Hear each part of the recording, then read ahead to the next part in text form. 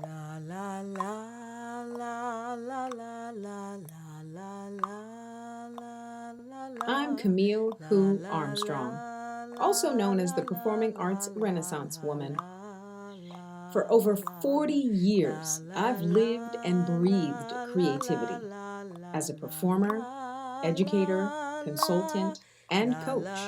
I've had the honor of guiding students, mentoring parents, and raising children of my own, all while building a life rooted in purpose, passion, and love.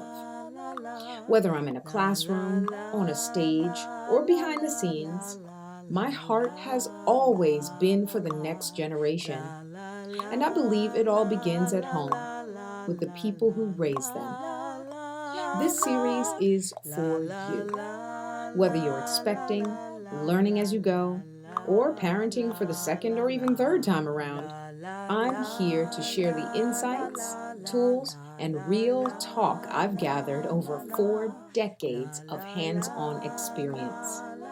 Welcome to Camille Who, the Child's Whisperer. I'm so glad you're here.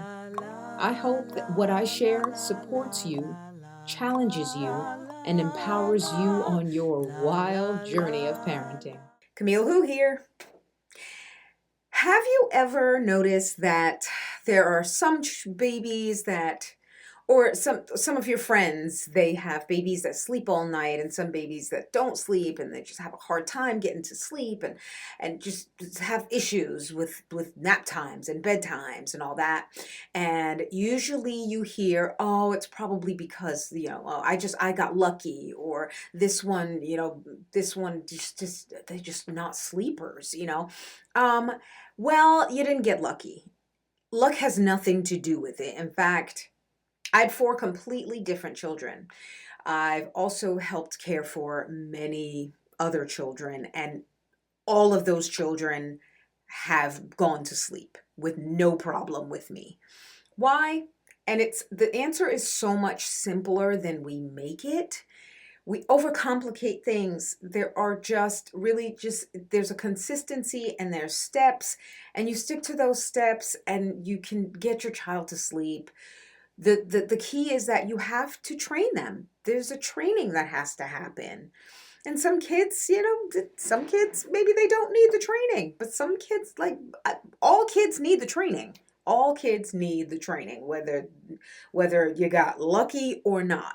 But I believe luck has nothing to do with it. I didn't just get, I got lucky 4 times, or five, or four. That's my children. Then there's other children that they've given their parents a hard time going to sleep, and I am like, that's not what's going to happen with me.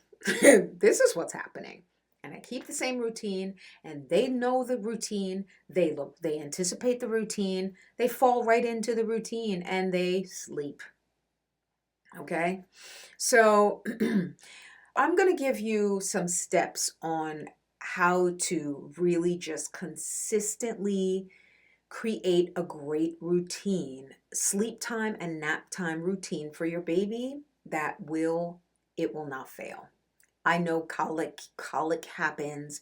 I know sometimes maybe the baby's sick, or just different things happen. So there's going to be variables.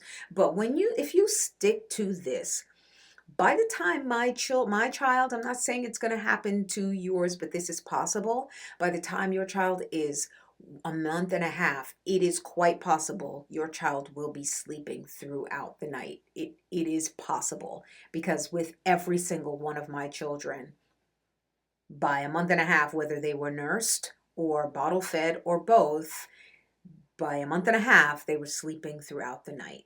This is what this video is about.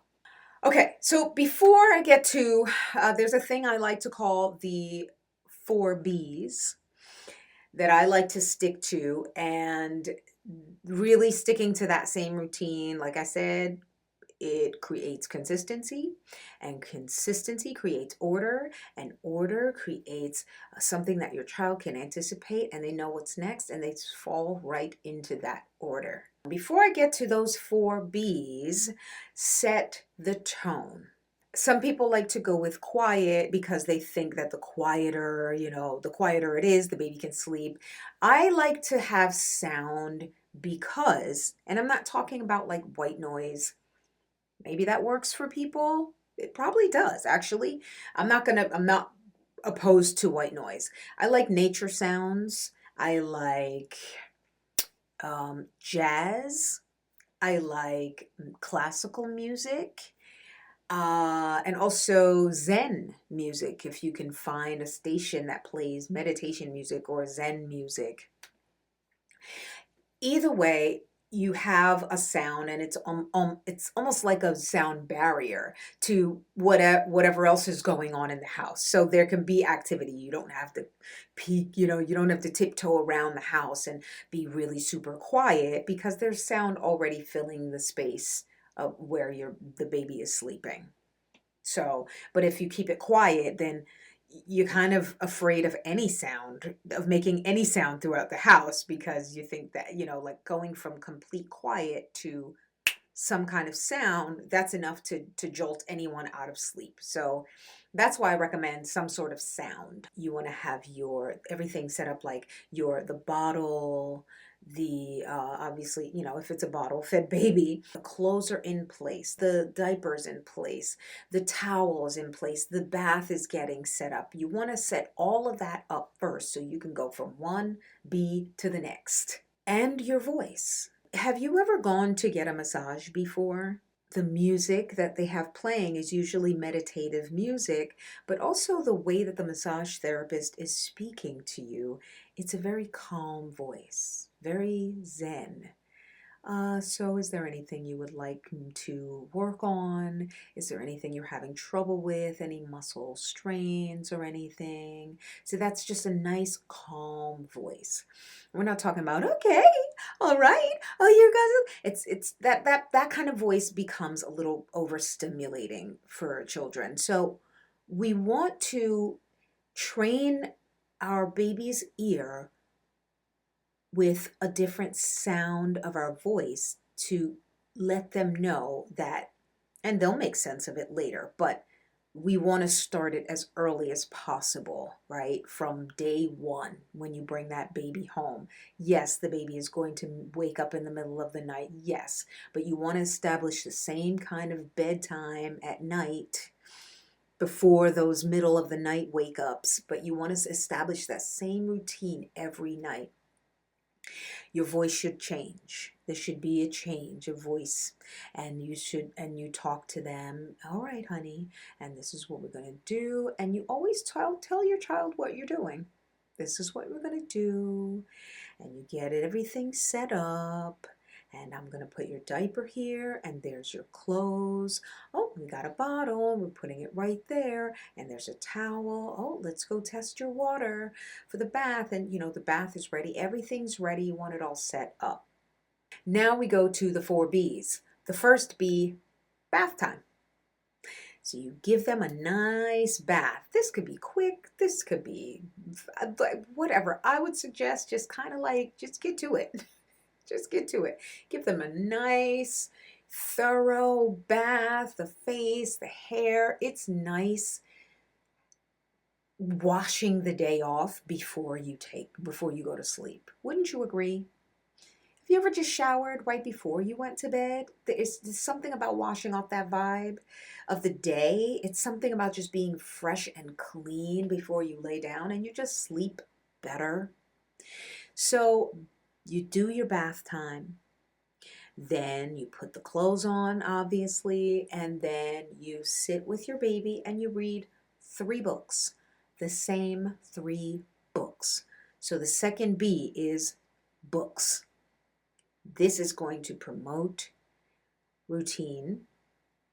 They're going to get used to hearing these same books. This is also programming them that bath time happens, then these books happen. They start to fall into that routine, and they anticipate, they know what's coming. This creates consistency and a peace for your child.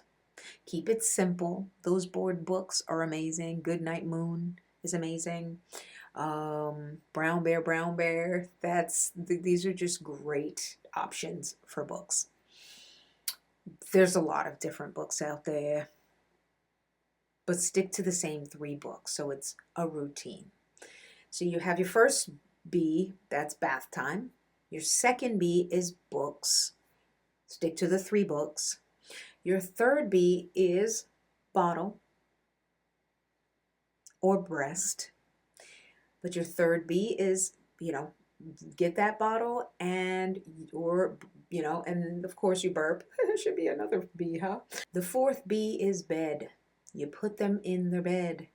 You turn off the light. You say exactly the same thing every night. Whatever you choose, that's up to you. I think I said something slightly different with each child, but it doesn't matter as long as it's consistent. I love you. Have a good sleep, or have good night, darling. I love you. Whatever it is, keep it consistent and use that same voice. And your vibe needs to be also zenned out too. And then, and I gotta say though, it will zen you out a little bit too much. Like you might have to be like, okay, no.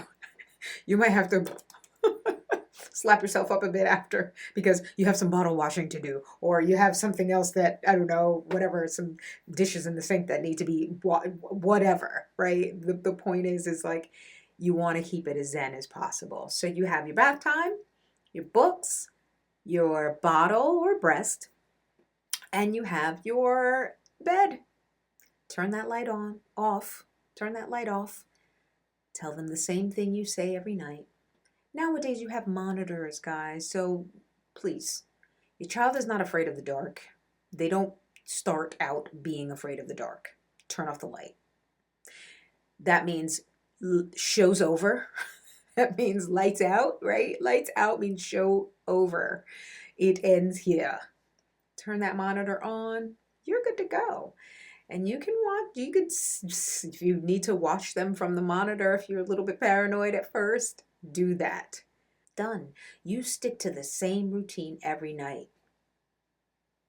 And you could be the parent of a child who sleeps all night by a month and a half. I'm Camille WHO, and I am out. Thank you so much for watching this episode of Camille WHO, the Child Whisperer. A heartfelt thank you to the generous supporters of the Books and Beyond campaign.